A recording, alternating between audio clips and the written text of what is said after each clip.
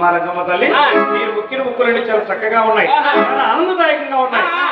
కానీ మీరు అనుకున్న మొక్కుబడులు ఒక్కటి మిగిలిందమ్మా. ఇంకా బాగా మీరు అనుకున్నదే ఇంకొకటి మిగిలింది. మరి నా మనసులో ఉన్న కోరికలన్నీ చెప్పుకుంటూ వచ్చాను. నాకు తెలియకుండా నువ్వు ఆయన మొక్కున్నావా? ఏది మొక్కున్నా నువ్వే. అంటే నీ పని లేదా? నా పని లేదు, అస్సలు లేదా?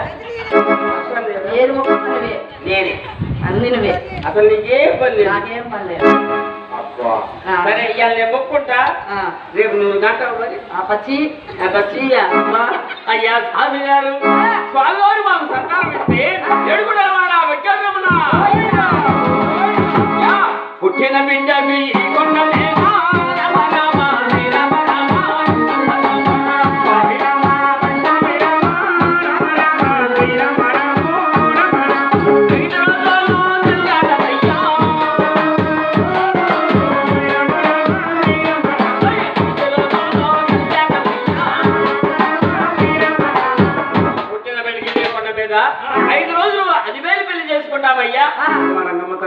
మీరు ముక్కిన ముక్కులన్నీ చాలా చక్కగా ఉన్నాయి, చాలా ఆనందదాయకంగా ఉన్నాయి. అదిగో ఆ కనిపిస్తున్నదే గర్భగుడి.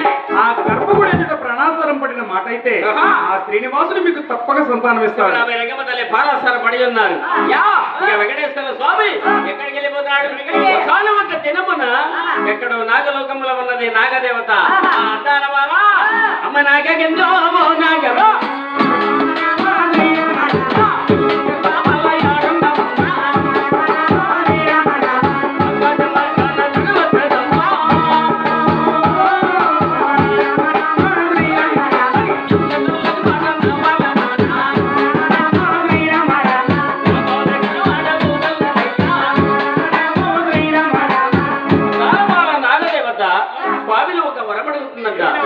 అబద్ధబాంధవా అనాథరక్షక నేను స్వామి నాగదేవతల తండ్రి.